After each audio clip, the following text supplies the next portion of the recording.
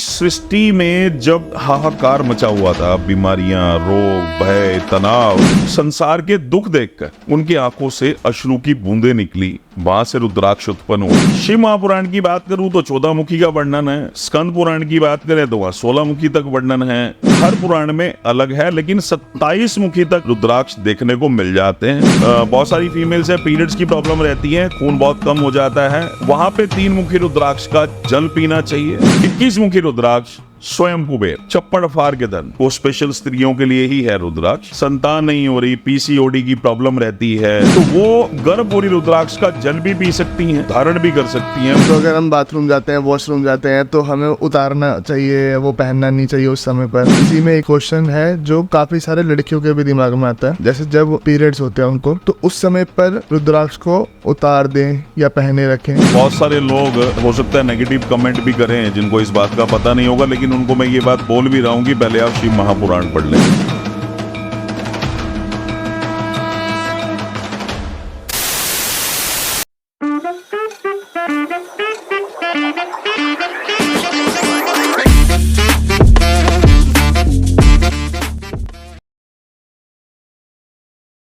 नमस्कार, स्वागत है आप सबका मिस्टिकल टॉक्स के एक और नए एपिसोड में। और मैं आशा करता हूँ आप सब बहुत ही अच्छे होंगे। तो दोस्तों, आज के इस एपिसोड में हम रुद्राक्ष के ऊपर बहुत ज़्यादा गहराई से चर्चा करने वाले हैं। बहुत सारी जानकारी आपको इस एपिसोड में मिलने वाली है, तो जुड़े रहिएगा इस एपिसोड में एंड तक। फिलहाल मैं स्वागत करना चाहूँगा हमारे आज के खास मेहमान, जो इस विषय पर हमें बहुत सारा ज्ञान देने के लिए आज हमारे साथ उपस्थित है, तरुण कटारिया जी। बहुत बहुत स्वागत है आप। जय श्री राम। जय श्री राम। तो तरुण जी जो हैं वो एक जेमस्टोन और रुद्राक्ष एक्सपर्ट हैं, और साथ ही एक और चीज़ जो ये किसी को ज़्यादा बताते नहीं हैं, ज़्यादा पॉडकास्ट में जाके डिस्क्लोज नहीं करते हैं कि ये एक एस्ट्रोलॉजर भी हैं, और 25 साल से इस फील्ड में ये हैं। तो तरुण जी, बहुत सारी जानकारियाँ चाहिए आज हमको आपसे। जी जरूर जरूर। बहुत बहुत धन्यवाद, आपने अपना समय निकाला हमारे लिए आज। Thank you dear, thank you. तो सबसे पहले स्टार्ट करते हैं रुद्राक्ष से ही, कि रुद्राक्ष जो है इसकी उत्पत्ति कैसे है? देखिए, रुद्राक्ष की उत्पत्ति के ऊपर बहुत सुंदर सुंदर कथाएं हैं शिव महापुराण में, पद्म पुराण में, स्कंद पुराण में, श्रीमद् देवी भागवत पुराण में, कात्यायनी तंत्रा में। तो यह 2 कहानियों का मैं कथाओं का जिक्र कर रहा हूँ। एक कथा तो ये है कि जब त्रिपुरासुर ने बहुत कहर मचा रखा था, उसका वध करने के लिए भगवान शंकर को अघोरा अस्त्र की जरूरत थी, और अघोरा अस्त्र को प्रकट करने के लिए भगवान शिव ने 1000 साल तपस्या की खुली आंखों से।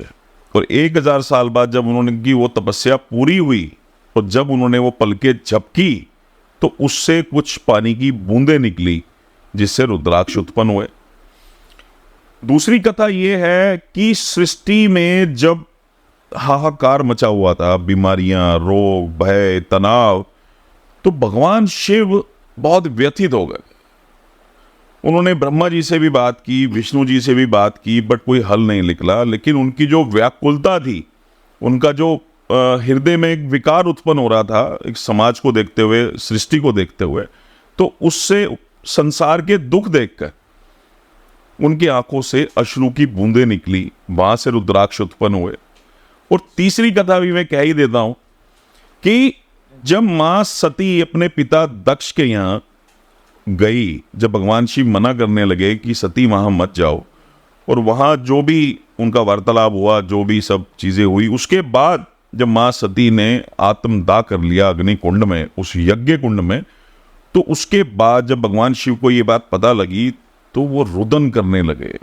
उस रुदन में जो उनके अश्रु निकले, उससे रुद्राक्ष उत्पन्न हुए। तो ऐसी अलग अलग पुराणों में अलग अलग कथाएं हैं। वो कथाएं ऐसी क्यों? क्योंकि लाखों वर्ष पहले पुराण लिखे गए, और लाखों लोगों के हाथों से वो निकले, उनके एक्सपीरियंसेस जो थे वहां से निकले, तो वहां से कुछ चेंजेस भी हुए। आज की सृष्टि में, आज के युग में, आज के समय में जो पुराण हमारे हाथ में हैं, और उनमें जो लिखा हुआ है, तो उनमें ये कथाएं। तो कहीं ना कहीं तीनों कथाएं जो आपने बताई, वो महादेव के अश्व से ही उत्पत्ति, तीनों महादेव के अश्रु से ही रुद्राक्ष, वो चीज़ तो कन्फर्म है। कंफर्म है।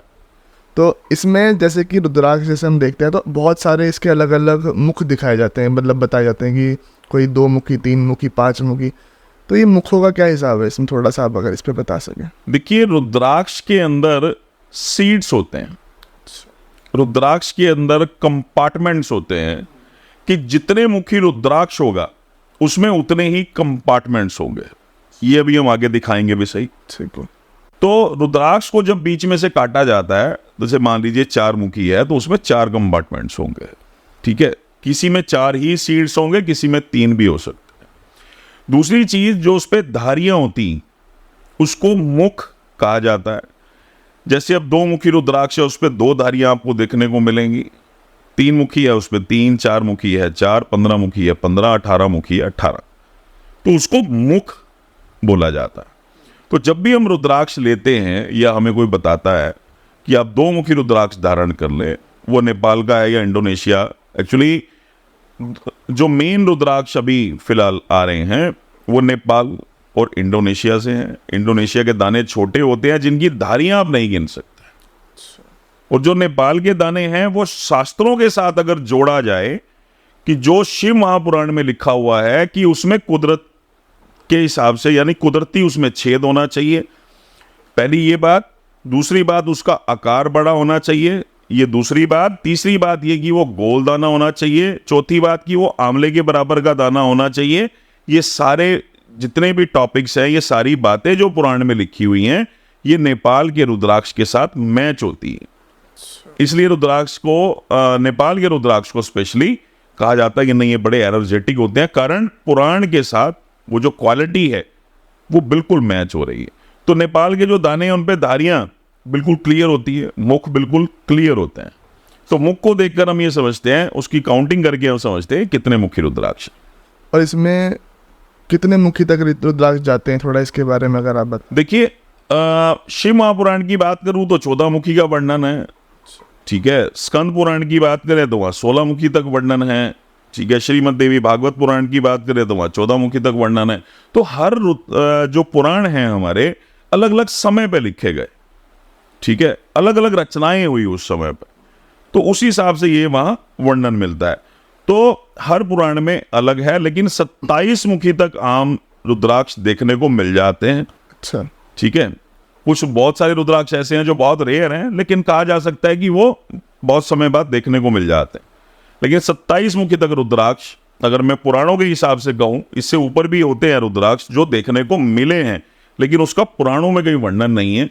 27 मुखी तक अच्छा वर्णन है जी। तो इसमें कुछ ऐसा भी होता है कि जैसे ये कोई 5 मुखी रुद्राक्ष है तो वो किसी अलग एनर्जी के लिए है, और जो 7 मुखी है, 6 मुखी है, मतलब ऐसा कुछ होता है इसमें? बिल्कुल, भगवान शिव की बहुत अद्भुत रचना है।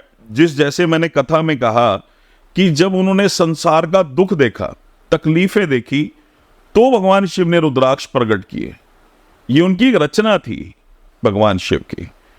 तो अब यहां दुखों की बात कर लें, ठीक है, देवताओं की बात कर लें कि एक मुखी रुद्राक्ष है, स्वयं शिव हैं उनके लॉर्ड एक मुखी रुद्राक्ष के। वो देखने को भी नहीं मिलता है वैसे, पर एक रामेश्वरम का दाना आता है, साउथ साइड का दाना है, चंद्राकार होता है वो, तो वो भी धारण किया जा सकता है। कुछ लोगों ने उसको भद्राक्ष बोला है, वो सबकी अपनी अपनी नॉलेज है, लेकिन मैंने उसके रिजल्ट बहुत अच्छे देखे हैं, तो मैं इसलिए कहूँगा कि वो धारण किया जा सकता है। अब 2 मुखी रुद्राक्ष है, ठीक है। उनके जो लॉर्ड हैं अर्धनारीश्वर, स्त्री और पुरुष। अब जिनके इमोशंस बैलेंस नहीं है, हार्मोन्स बैलेंस नहीं है, ठीक है, मन में चंचलता बहुत ज़्यादा है, मन में घबराहट बहुत ज़्यादा रहती है, ठीक है, तो उनके लिए, और जो उनके प्लेनेट हैं वो चंद्रमा है, तो जिनको भी चंद्रमा से रिलेटेड कोई इशू है तो वो 2 मुखी धारण कर सकते हैं। 3 मुखी स्वयं अग्नि, कि जो पापों को भी भस्म कर दे, ऐसा पुराणों में लिखा हुआ है।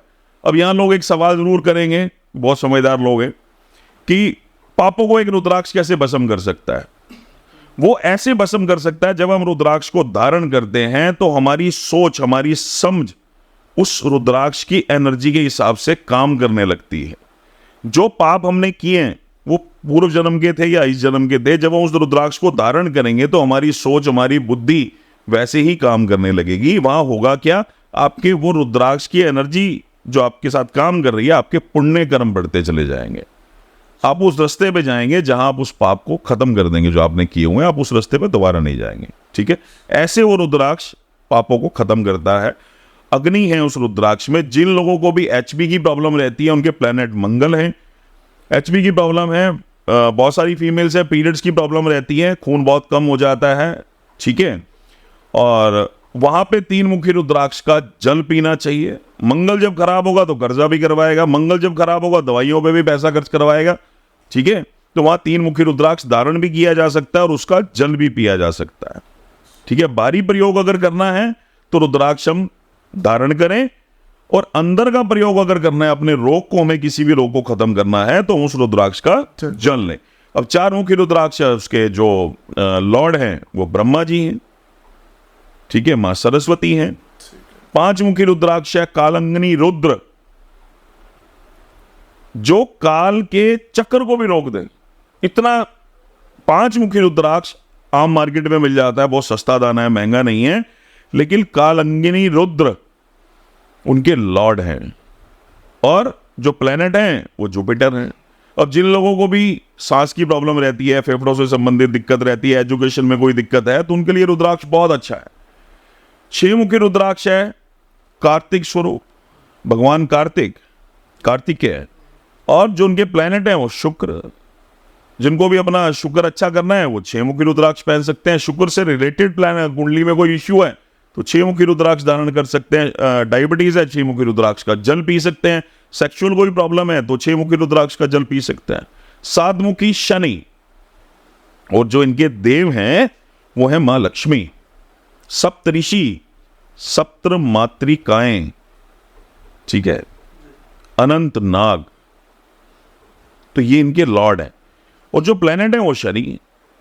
अब शनि क्या होगा, जब भी खराब होंगे, शनि जब भी कष्ट देने आया है, शनि की साढ़सती है, शनि की डैया है, सबसे पहले शनि मसल्स को वीक कर देंगे।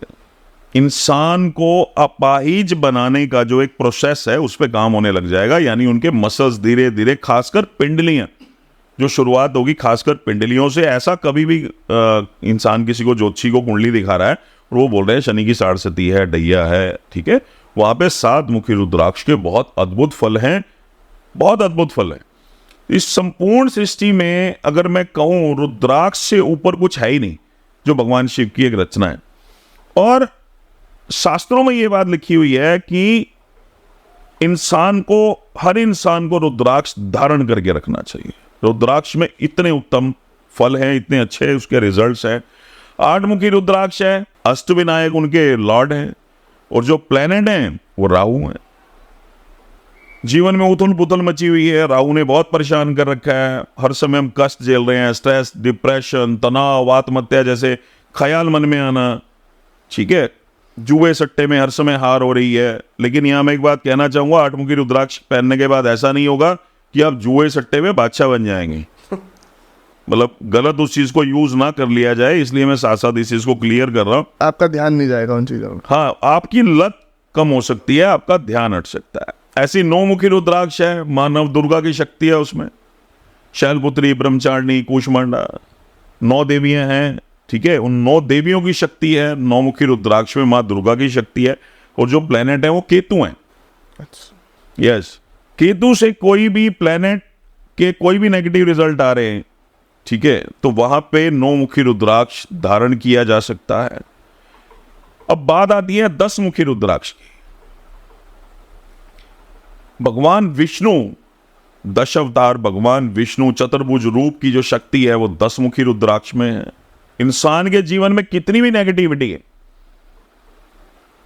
उसको डर लगता है, काला जादू कर दिया, भूत प्रेत की छाया है, ठीक है, हर समय नेगेटिविटी फील कर रहा है, बॉडी में एनर्जी नहीं है, काम में मन नहीं लगता, बहुत सारी चीजें हैं, ठीक है, बहुत सारी बीमारियां हैं, ओपरे पराई की दिक्कत है, घर में नेगेटिविटी है, घर में हर समय ये चीज फील हो रही है कि नेगेटिविटी है, तो वहां पे रुद्राक्ष टांगना नहीं है। रात को रुद्राक्ष को जल में भिगोना है और सुबह अपने घर में आप छींटा लगा दे, आपको थोड़े दिनों में फील हो जाएगा नेगेटिविटी खत्म हो गई, ठीक है। और जिस इंसान को इतनी सारी ये सब प्रॉब्लम जो मैंने बताई वो हैं, वो 10 मुखी रुद्राक्ष का जल पी सकता है। 11 मुखी रुद्राक्ष स्वयं 11वें रुद्र हनुमान जी। अच्छा, श्री राम जी के परम भक्त हनुमान जी, कॉन्फिडेंस खत्म, आत्मिक बल नहीं है, 10 लोगों में इंसान खड़ा नहीं हो सकता, ठीक है, कॉन्फिडेंस बिल्कुल ही खत्म हो गया बंदे के अंदर, दब्बू किस्म की लाइफ जी रहा है वो, ठीक है, और हर समय भूत प्रेत इन सब चीज़ों का भय बने रहना। ऐसे बहुत सारे बच्चे हैं जिनको हर समय भय बना रहता है कि या माँ बाप को भी भय बना रहता है कि यार मेरे बच्चे की एनर्जी बहुत कमज़ोर है, ठीक है, उसको 11 मुखी रुद्राक्ष, 12 मुखी रुद्राक्ष स्वयं सूर्य, सूर्य का तेज है 12 मुखी रुद्राक्ष में, नेम फेम फाइनेंस सब कुछ देता है 12 मुखी रुद्राक्ष। 12 आदित्य इनके सब लॉर्ड है, 12 आदित्यों की शक्ति है 12 मुखी रुद्राक्ष में।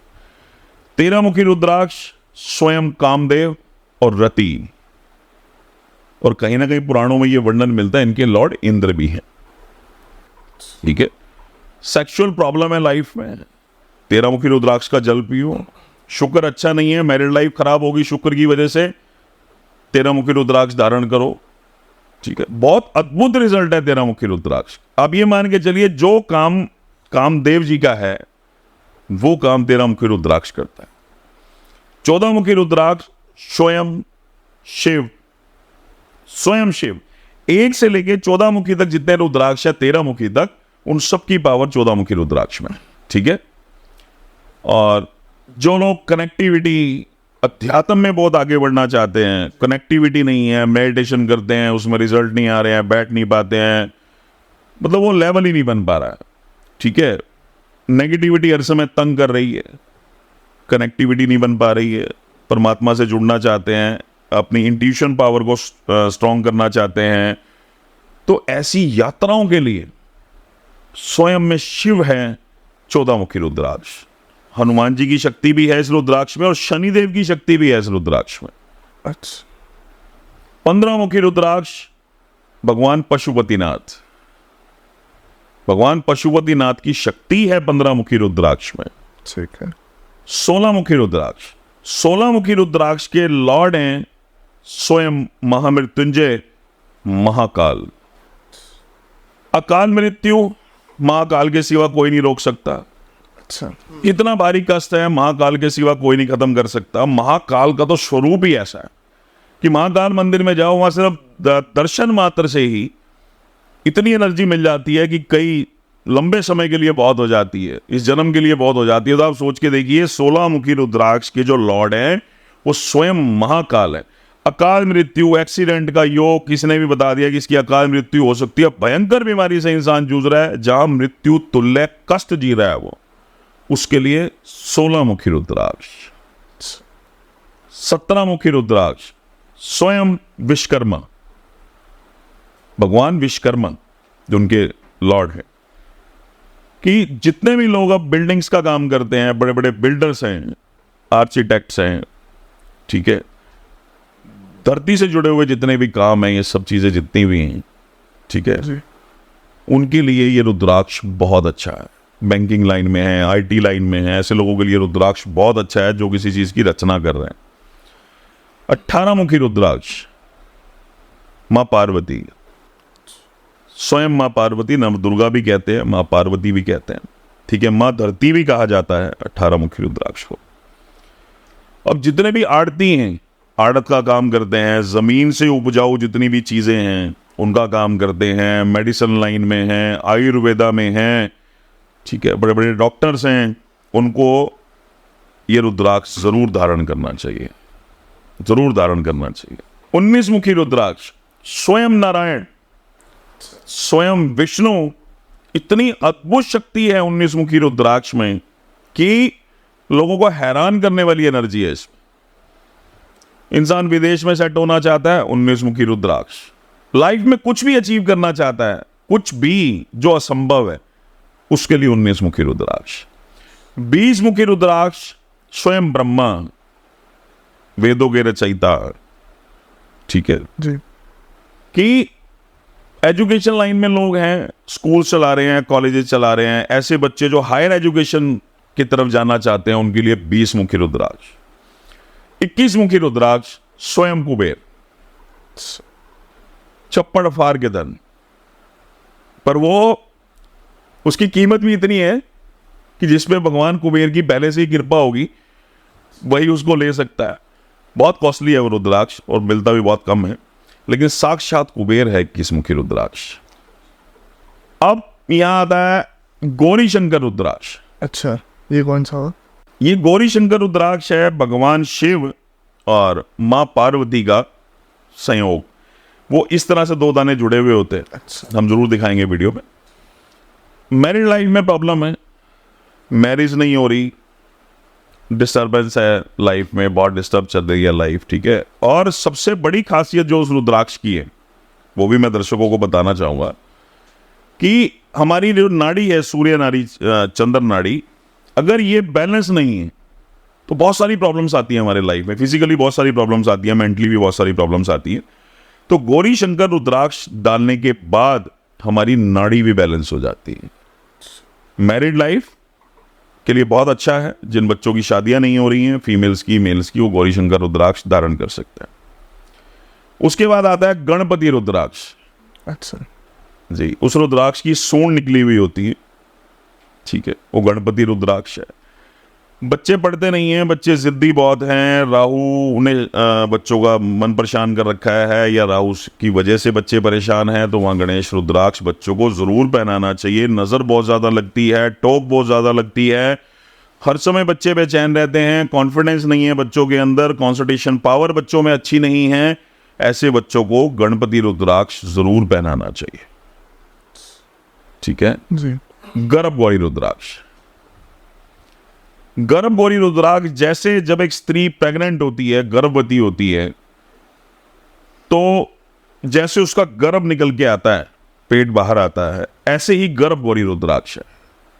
एक बड़ा रुद्राक्ष, उसका गर्भ निकला हुआ छोटा सा एक रुद्राक्ष, वो स्त्रियों के लिए है जिनको संतान नहीं हो रही, किसी भी कारण से नहीं हो रही, वो स्पेशल स्त्रियों के लिए ही है रुद्राक्ष। संतान नहीं हो रही, पीसीओडी की प्रॉब्लम रहती है, ठीक है, और बहुत सारी फीमेल्स की प्रॉब्लम होती है जो हमें लाइव डिस्कस नहीं करना चाहिए, ठीक है, वो एक पर्दा है, वो अच्छा रहना चाहिए।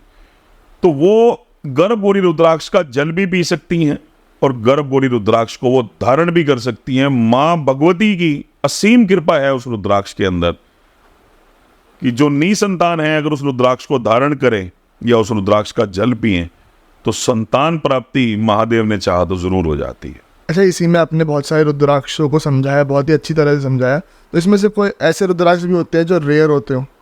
हाँ, 15 मुखी से आप ऊपर चले जाएं, जी। वैसे तो 14 मुखी भी अब थोड़ा सा कम होने लग गया है, लेकिन आप 15 मुखी से ऊपर चले जाएं, 15, 16, 17, 18, ये जैसे जैसे ऊपर बढ़ता चला जाएगा क्रम मुख का, ऐसे ऐसे रुद्राक्ष कम होते चले जाएंगे। 21 मुखी रुद्राक्ष के दर्शन कभी कभी होते हैं, बहुत कम होते हैं। ऐसी 20 मुखी के, 19 मुखी के बहुत कम दर्शन होते हैं। अब उसके बाद 22, 23, 24, 25, 26, 27 की बात करें तो इनके तो दर्शन ही बड़े दुर्लभ हो जाते हैं, लेकिन शास्त्रों में इनका वर्णन है और ये बेशकीमती भी हैं, कीमत भी इनकी अच्छी खासी होती है। क्या आज के समय में एक बहुत चलता है कि नज़र लग जाती है, तो नज़र से बचा सकते हैं अगर आप रुद्राक्ष आपने धारण करा हुआ है तो? हाँ बिल्कुल, देखिए जिन लोगों को नज़र हल्की फुल्की लगी, नॉर्मल से रहे, चलो वो तो समझ में आता है, वहां गणपति रुद्राक्ष पहना दे। लेकिन कुछ लोग ना ऐसे हैं जिनकी अपनी एनर्जी बहुत वीक होती है, कुछ जरा सी बात भी अगर उनको कह दी जाए ना, वो नज़र के वे में शायद हो सकता है सामने वाले की इंसान वो की नज़र ऐसी ना हो, लेकिन उनकी जो अपनी एनर्जी इतनी वीक होती है कि उनको 1 मिनट में टोक लग जाती है, जिसको हम नज़र भी कह देते हैं। तो वहां पे 10 मुखी रुद्राक्ष जरूर पहनाना चाहिए ऐसे इंसान को जिनको इस तरह की दिक्कत है, जिनको बार बार नजर लग रही है, नजर की वजह से हेल्थ इश्यूज आ रहे हैं या बिजनेस में इश्यूज आ रहे हैं, तो उनको 10 मुखी रुद्राक्ष जरूर पहनाना चाहिए। अच्छा, इसी में नकली रुद्राक्ष भी मार्केट में सुनने में आता है कि नकली रुद्राक्ष भी होते हैं, तो नकली और असली की पहचान कैसे होती है? देखिए, नकली रुद्राक्ष बहुत ज्यादा है मार्केट में, ये नेचुरल है कि जब भी कोई चीज ट्रेंडिंग में आएगी, अब रुद्राक्ष है, लोगों को पता लगने लगा, आप लोगों के माध्यम से, आप लोग पॉडकास्ट कर रहे हैं, ठीक है, और भी बहुत सारे सोर्स हैं जहाँ से लोगों को पता लग रहा है, आजकल लोग पढ़ने भी लगे हैं। अब ऐसा नहीं है, हमारे पुराणों की तरफ लोगों का आकर्षण भी बढ़ रहा है कि हाँ उनमें कुछ है। तो अब होता क्या है, जब चीज मार्केट में ज्यादा बिकने लगी तो नकली लोग भी आते हैं मार्केट में बेचने के लिए। देखिए होता क्या है, नकली रुद्राक्ष 3 से लेके 7 मुखी तक तो आपको नहीं मिलेगा, अच्छा, क्योंकि उसकी कॉस्ट बहुत ज्यादा नहीं है। ठीक है, उसके बाद जब हम आने लगेंगे जैसे 8, 9, 10, 13, 14 तक, ठीक है, उसमें थोड़ा धांधलेबाजी अब होने लग गई है। और मेन चीज जो है वो ये है, जैसे हम 2 मुखी रुद्राक्ष है जी, सबसे बड़ी धांधलेबाजी उसमें होती है। वो क्यों होती है कि रुद्राक्ष नेपाल में भी होते हैं, ठीक है, हमारे इंडिया में भी होते हैं, असम में भी होता है, हरिद्वार में भी होता है, देहरादून में भी रुद्राक्ष होता है, इंडोनेशिया में भी रुद्राक्ष होता है, ठीक है। अब क्वालिटी का कैसे आपने कंपैरिजन करना है, वो सब चीजें मैटर करती हैं। जैसे अब मान लीजिए हरिद्वार का 2 मुखी रुद्राक्ष है, 10, 15, 20 रुपए का दाना है, और आप इंडोनेशिया की बात करें तो 150, 200, 250, 300 रुपए का दाना है, ठीक है। और यही आप चले जाएं हिमालय, जिसको हिमालय कह के बेचा जाता है, एक्चुअली वो भी साउथ का ही दाना है, वो दाना 200, 250, 300 रुपए का दाना है। लेकिन अगर आप उसके नेपाल वाले के साथ आप उसको कंपेयर करेंगे तो उसकी रेंज ही स्टार्ट है ब्रदर 8-9 हज़ार रुपये, 10 हज़ार रुपये, 12 हज़ार, 15 हज़ार, 25 हज़ार, साइज के हिसाब से नेपाल वाले। हाँ, तो वहां धांधलेबाजी अब क्या होती है, लोग क्या करते हैं, जो साउथ साइड का 2 मुखी दाना है वो पकड़ा दिया, देखने में सेम होते हैं दोनों, कि साउथ साइड का वो दाना पकड़ा दिया कि जी ये नेपाल का ये दाना ले लो, ये चीज होती, ठीक है। बाकी अगर हम बात करें 4, 5, 6, 7 तो ऐसा नकली नहीं मिलता है। हाँ, बड़े दानों में फिर गड़बड़ होने लग जाती है, जैसे 12 को 14 बना दिया, 13 को 14 बना दिया। अब 13 मुखी रुद्राक्ष है, ठीक है, उसमें 13 धारियां हैं, तो एक बिल्कुल बारीक ब्लेड आता है, एक तार आती है, वो तार से हल्का सा ऐसे किया, वो एक मुख बना दिया उसका, लोगों को पता नहीं लगता उसका। लेकिन हाँ, जब उसका एक्सरे करेंगे तो एक्सरे करने के बाद वो चीज़ पता लग जाती है कि उसमें कंपार्टमेंट जो होते हैं वो काउंट हो जाते हैं लैब में। हाँ, एक्सरे में। अच्छा, हाँ, देखने का तरीका तो लैब वाले का भी यही रहेगा, बिकॉज वो भी एक इंसान है, ठीक है। लेकिन हाँ, एक्सरे होने के बाद कंपार्टमेंट जो होते हैं उसके अंदर वो पता लग जाते हैं कि ये कितने मुख रुद्राक्ष है, या ये क्रेटेड तो नहीं है। जब उसके मुख देखेंगे तो पता लग जाता है, वैसे जो रेगुलर हम लोग लेते हैं, सेल करते हैं, तो पता लग जाता है उस चीज़ का। ऐसे हम देखते हैं काला जादू, ब्लैक मैजिक बहुत चल रहा है आज के टाइम पे, तो अगर हम रुद्राक्ष धारण करते हैं तो ऐसा रुद्राक्ष हमें काला जादू से या ब्लैक मैजिक से प्रोटेक्ट करके रखता है? देखिए, पहले तो ना मैं ऐसे लोगों से गुजारिश भी करना चाहूँगा आपके माध्यम से कि काला जादू या ये सब ब्लैक मैजिक जो भी सब चीज़ें हैं, पहली बात तो ये सब चीज़ें करवानी नहीं चाहिए, अपने कर्मों में ये चीज़ ऐड नहीं करनी चाहिए, ठीक है, कि हम अपने ग्रह भी खराब कर रहे हैं। और दूसरी बात ये कि यार आपको किसी से जलन है, आपको किसी से जेलस है, कि आप किसी से जेलस हैं कि यार वो बंदा कामयाब हो गया, तो यार आप किसी तांत्रिक या किसी ब्राह्मण या किसी ज्योतिषी किसी के पास भी जा रहे हैं, आप उसको ये बोलें कि आपकी फीस कितनी है, इज्जत से आप उनकी फीस दें, उनको ये बोलें कि आप कुछ ऐसा करें कि मैं कामयाब हो जाऊं, तो ज़्यादा अच्छा है कि हम 20, 30, 50 हज़ार, लाख रुपए ऐसे खर्च कर रहे हैं किसी के लिए भी, यार वो बर्बाद हो जाए। हमें ये नहीं पता कि वो इंसान जो कामयाब हुआ ना, कैसे कामयाब हुआ, कितनी मेहनत की, कितने उसके दिन बच्चे भूखे रहे, कितने दिन वो अपने बीवी बच्चों से अलग रहा, कितना कुछ त्यागा उसने, तब उसने उस मकाम को हासिल किया। तो ये नहीं करना चाहिए। बाकी हाँ, उसके लिए जो रुद्राक्ष है, 10 मुखी रुद्राक्ष और 7 मुखी रुद्राक्ष, या 10 के साथ 8 मुखी रुद्राक्ष अगर धारण किया जाए तो इस चीज से बचा जा सकता है, बहुत हद तक इस चीज से बचा जा सकता है, ब्लैक मैजिक से, इन सब चीजों से बचा जा सकता है। और सबसे मेन, अगर अफोर्ड कर सकते हैं तो 14 मुखी रुद्राक्ष धारण कर लें, ऐसी कोई नेगेटिविटी आपके पास नहीं आएगी, इतनी पावर है 14 मुखी रुद्राक्ष। जैसे मैं एक चीज़ और, जैसे कि लोगों को, काफ़ी सारे लोग ऐसे ना, रात में सोने में डर लगता है, नींद नहीं आती है, दब जाते हैं, बहुत सारे लोग दब भी जाते हैं, सारे लोग दब जाते हैं, कि तो उसके लिए कुछ आप बता सकोगे? बिल्कुल, उसके लिए 8 मुखी रुद्राक्ष वो इंसान धारण करे और 8 मुखी रुद्राक्ष का ही वो जल पिए, तो ये नेगेटिविटी खत्म हो जाएगी। अब होता क्या है, वहां उसकी ऑरा कमजोर हो जाती है, बहुत ज्यादा कमजोर हो जाती है। और जैसे आजकल के बच्चे मानते नहीं हैं, इन सब चीज़ों को टोना टोटका समझते हैं या फालतू के वहम समझते हैं। हम परफ्यूम लगा के बाहर निकल गए, इत्र लगा के बाहर निकल गए, दूध पी के बाहर निकल गए, मीठा खा के बाहर निकल गए। तो पहले हमारे यहाँ चीज़ें ना बोली जाती थी, हमारे बुजुर्ग आज भी बोलते हैं कि भाई मीठा खा के बाहर मत जाओ, कुल्ला कर लो, है ना, और वाइट चीज़ खा के नहीं जाना चाहिए, ज़्यादा खुशबू लगा के नहीं जाना चाहिए। बट आजकल के बच्चे या बड़े इन सब चीज़ों को मानते ही नहीं है। ठीक है, साइंस का ज़माना है, गूगल का ज़माना है, तो ये सब चीज़ें हैं। तो बट फिर भी अगर ऐसा कुछ हो रहा है लाइफ में, अगर ऐसा घटित हो रहा है, आप रात को दब रहे हैं, नींद नहीं आ रही, आपको बेचैनी लगी रहती है, सिर्फ नींद नहीं आ रही है, आपको बेचैनी लगी रहती है, तो आप 2 मुखी रुद्राक्ष धारण करें। लेकिन अगर आपको नींद नहीं आ रही, आप दब रहे हैं, रात को हर समय डर रहे हैं, अजीब सी घबराहट आपके साथ बनी रहती है, तो आप 8 मुखी रुद्राक्ष धारण करें। अच्छा, इसी में एक प्रश्न मेरा और था कि अगर क्या समय के साथ, जैसे हमने कोई रुद्राक्ष धारण कर रखा है, तो समय के साथ क्या उसकी पावर कम हो जाती है, या वो हम पे एक उल्टा प्रभाव डालता है, नेगेटिव इफेक्ट भी डालता है? ब्रदर, ये क्वेश्चन बहुत अच्छा है आपका। आज तक जितने भी पॉडकास्ट हुए हैं मेरे, उसमें पहले इंसान है आप जिन्होंने ये क्वेश्चन पुट किया है। देखिए, रुद्राक्ष कभी भी नेगेटिव रिजल्ट नहीं देता। दूसरी बात ये कि रुद्राक्ष की कोई वैलिडिटी नहीं है। आप उसको 100 साल डाल सकते हैं, 500 साल डाल सकते हैं, आपके बाद आपके बच्चे भी डाल सकते हैं। लेकिन रुद्राक्ष, आपने एक सवाल किया अपने इसी सवाल में कि क्या रुद्राक्ष नेगेटिव रिजल्ट भी देता है, और इसका मैंने जवाब भी दिया कि नहीं देता। वो कब देता है नेगेटिव रिजल्ट? जब आप उस रुद्राक्ष को साफ नहीं करते हैं। अच्छा, आपने रुद्राक्ष पहने रखा, आपको पसीना भी आ रहा है, स्वेटिंग भी हो रही है, ठीक है, सब चीजें, आप नहाते भी हैं, साबुन भी लगता है, शैम्पू भी लगता है, सब चीजें होती है, तो रुद्राक्ष गंदे हो जाते हैं, उसमें मैल आ जाती है, यानी कि रुद्राक्ष पे कहीं ना कहीं मैं बोलूं तो राहु की परत आ गई। तो वहां क्या होगा, वो नेगेटिव रिजल्ट दे सकता है। बहुत सारे लोगों का एक्सपीरियंस ही मैं शेयर कर रहा हूं यहाँ पे। हम भी ऐसा सोचते थे पहले कि रुद्राक्ष नेगेटिव रिजल्ट नहीं देता, लेकिन बहुत सारे लोगों ने आके हमें कहा कि भैया ये उतार दिया था लेकिन दोबारा पहना, और दोबारा जब पहना तो उसके बाद ये प्रॉब्लम कर रहा है रुद्राक्ष, तो भैया ऐसा क्यों?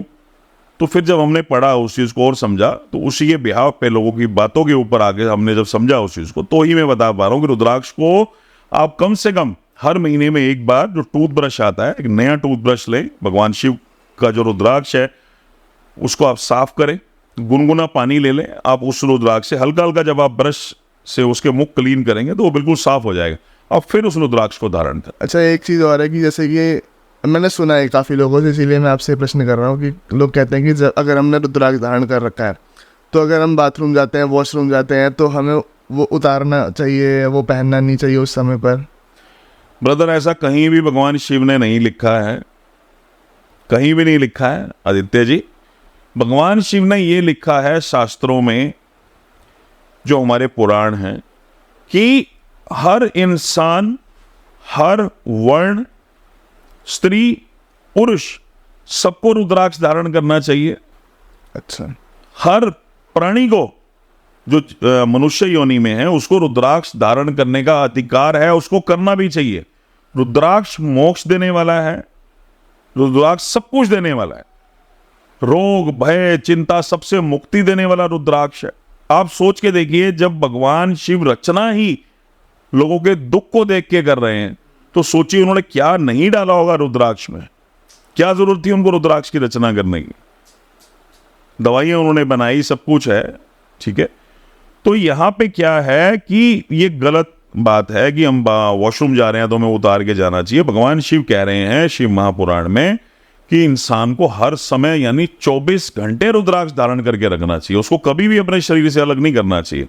लेकिन यहां पे अपने एक्सपीरियंसेस जो हमने देखे इतने सालों में, कि जैसे लोग रात को पहन के सो जाते हैं, मुख टूट जाते हैं, कुछ लोग अनकंफर्टेबल हो जाते हैं। जैसे अब मान लीजिए मैंने ये माला पहनी हुई है, 114 मुखी की माला है, रुद्राणी माला है, तो अब इसको मैं रात को पहन के सोऊंगा तो ये अनकंफर्टेबल हम हो जाते हैं, ठीक है। बार बार हमारे शरीर के नीचे आएगी, हम लोग साइड चेंज करते हैं, पोजीशन चेंज करते हैं, तो उस कंडीशन में क्या होता है, हम लोग रुद्राक्ष की माला उतार के और इसको एक बहुत साफ जगह या मंदिर में रख देते हैं, ठीक है, ताकि इसकी एनर्जी वैसी की वैसी बनी रहे, बस।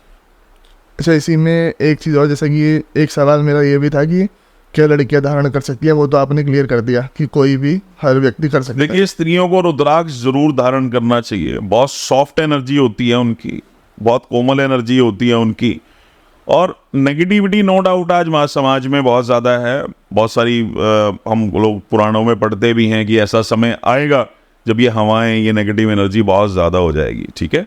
तो जो एक स्त्री है उसकी एनर्जी जो होती है बहुत पॉजिटिव और बहुत सॉफ्ट एनर्जी होती है। सृष्टि की रचना में जो सबसे बड़ा योगदान है वो एक स्त्री का है, और पुराने अगर टाइम को देखूं तो बहुत सारी चीज़ों से, अधिकारों से स्त्री को वंचित भी रखा गया। मैं ये नहीं कहूँगा ज़माना मॉडर्न है, मैं ये कहूँगा कि जब हमने बहुत गहराई में जाके पढ़ा, उन सब चीज़ों को समझा, तो ये तो भगवान शिव भी बोल रहे हैं कि स्त्री को रुद्राक्ष धारण करना चाहिए। तो स्त्री को रुद्राक्ष जरूर धारण करना चाहिए, उसका पूर्ण अधिकार है उस एनर्जी को लेने का, भगवान शिव की कृपा को लेने का, भगवान शिव का आशीर्वाद लेने का। इसी में एक क्वेश्चन है जो काफ़ी सारे लड़कियों के भी दिमाग में आता है, वो ये है कि जैसे जब पीरियड्स होते हैं उनको, तो उस समय पर रुद्राक्ष को उतार दें या पहने रखें, इस पर आप बताओ थोड़ा सा।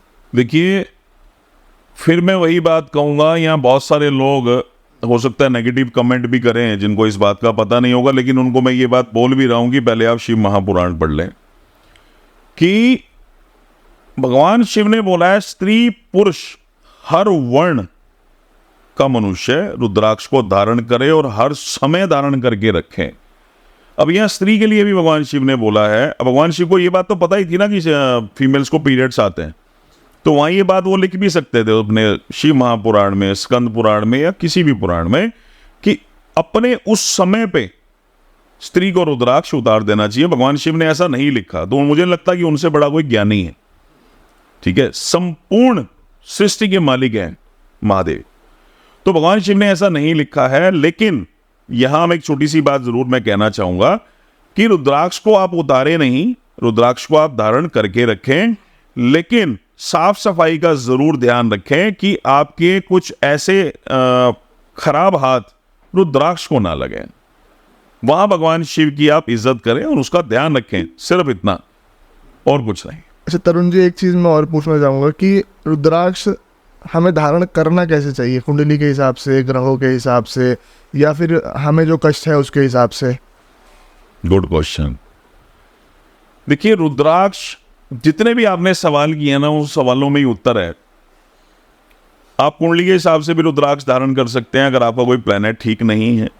ठीक है, आप ग्रहों के हिसाब से भी कर सकते हैं। आपको ये पता है कि मेरा ये ग्रह वीक है, मुझे अच्छे रिजल्ट नहीं दे रहा, आपको कोई रोग है, आप उसके हिसाब से भी रुद्राक्ष धारण कर सकते हैं। ठीक है, बट हाँ, ये मैं जरूर कहना चाहूंगा दर्शकों को कि बेवजह मत धारण करें। बहुत सारे लोग हैं 7, 8, 6, 5, 4, सब आपको पता ही नहीं लग रहा कौन सा रुद्राक्ष काम कर रहा है। अगर आपको रुद्राक्ष धारण नहीं करना है, आपने 3 मुखी आपका मन है, आपके मन में आया, रुद्राक्ष स्वयं चुनता है इंसान को, रुद्राक्ष स्वयं चुनता है उस मनुष्य को जिसके गले में वो सुशोभित होना चाहता है। हम कभी भी रुद्राक्ष को नहीं चुनते हैं, ये सच है, इस दुनिया का अटल सत्य है कि रुद्राक्ष हमें स्वयं चुनता है। तो जब भी हम रुद्राक्ष धारण करें, मान लीजिए हमने 3 मुखी रुद्राक्ष धारण कर लिया, तो हम 3 मुखी रुद्राक्ष को धारण करने के बाद थोड़ा समय दें, हम उसको महसूस करें, अपनी जिंदगी के बदलाव को महसूस करें, महादेव की कृपा को महसूस करें। और अगर आप कुंडली के हिसाब से रुद्राक्ष धारण करना चाहते हैं तो वो और भी उत्तम है कि पता लग गया ये प्लेनेट आपका वीक है, ये प्लेनेट आपको अच्छे रिजल्ट नहीं दे रहा। क्योंकि रुद्राक्ष में सबसे बड़ी एक खासियत है, क्योंकि जेमस्टोन हम तब धारण करते हैं जब ग्रह वीक हो और हमें उससे फल लेना है। क्योंकि अगर खराब है ग्रह तो हम उसका रत्न धारण नहीं करते। लेकिन रुद्राक्ष में ये बड़ा अद्भुत एक संयोग भगवान शिव ने रचना करके भेजी है कि अगर आपका ग्रह खराब है तो भी आप उस रुद्राक्ष को, उनके ग्रह को, रुद्राक्ष को धारण कर सकते हैं। और दर्शकों को मैं एक बात और भी बताना चाहूंगा, बहुत सारे पॉडकास्ट में कर चुका हूं, तो ये क्वेश्चन लगभग सभी का आता है और कुछ नेगेटिव कमेंट्स भी आते हैं, तो उसका रिप्लाई मैं पहले ही करना चाह रहा हूं कि जो ज्योतिष के साथ, ग्रहों के साथ रुद्राक्ष को जोड़ा गया, वो 150-200 साल, 250 साल पहले जोड़ा गया, जब ज्योतिषियों ने अपने ज्ञान को पढ़ा, बहुत सारी उन्होंने रिसर्च की, बहुत सारे कॉम्बिनेशंस बनाए, लोगों को पहनाए, उनके रिजल्ट्स देखे, उसके बाद ग्रहों के साथ रुद्राक्ष को जोड़ा गया। तो रुद्राक्ष जब आप धारण करें तो आप कुंडली दिखा के धारण कर सकते हैं। ग्रह आपका खराब फल दे रहा है तो भी आप रुद्राक्ष धारण कर सकते हैं, उसके नेगेटिव रिजल्ट नहीं आएंगे। और बाकी आपकी जो प्रॉब्लम्स हैं, कोई भी आपकी फिजिकल प्रॉब्लम है, मेंटली प्रॉब्लम है, ठीक है, तो उसके हिसाब से भी आप रुद्राक्ष धारण कर सकते हैं। तरुण जी, बहुत ही मज़ा आया आपसे ये बातें करके। आपने बहुत बहुत बहुत ज़्यादा ज्ञान हमें दिया नहीं, मुझे भी मजा आ जाता है जब भगवान शिव की बातें होती हैं। है। ये बात तो है, हाँ शिव का नाम आ गया वहाँ तो फिर हाँ, सब कुछ मंगलमय ही होता है। एनर्जी भी अलग आ जाती है ना फिर बिल्कुल तो। बिल्कुल। तो आप लोग जिस समय ये एपिसोड देख रहे हो, अगर आप लोग रुद्राक्ष धारण करना चाहते हो या किसी भी प्रकार की समस्या आपके जीवन में चल रही है, तो आप तरुण जी से संपर्क कर सकते हैं। उनका संपर्क सूत्र हम यहाँ पर लगा देंगे। तो आपको किसी भी प्रकार की कोई भी समस्या हो तो आप इनसे रुद्राक्ष भी ले सकते हैं, अपनी कुंडली भी दिखा सकते हैं। इनका संपर्क सूत्र यहाँ पर मौजूद है।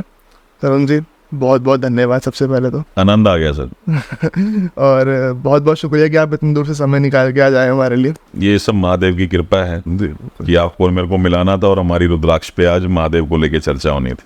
तो चलिए अभी थोड़ा सा समाप्त करते हैं, क्योंकि कहते हैं ना कि हर अच्छी चीज़ का अंत हो ही जाता है। हाँ तो चलिए, मैं आशा करता हूँ आप लोगों को ये एपिसोड काफ़ी अच्छा लगा होगा। अच्छा लगा है तो जुड़ जाइए चैनल के साथ में, और भी भविष्य में ऐसी पर्सनैलिटीज आती रहेगी और हम उनसे अलग अलग नए नए विषयों पर चर्चा करते रहेंगे और नई नई बातें जानते रहेंगे। मैं मिलूंगा आपसे अगले एपिसोड में, तब तक के लिए जय हिंद, वंदे मातरम, जय श्री राम। जय श्री राम।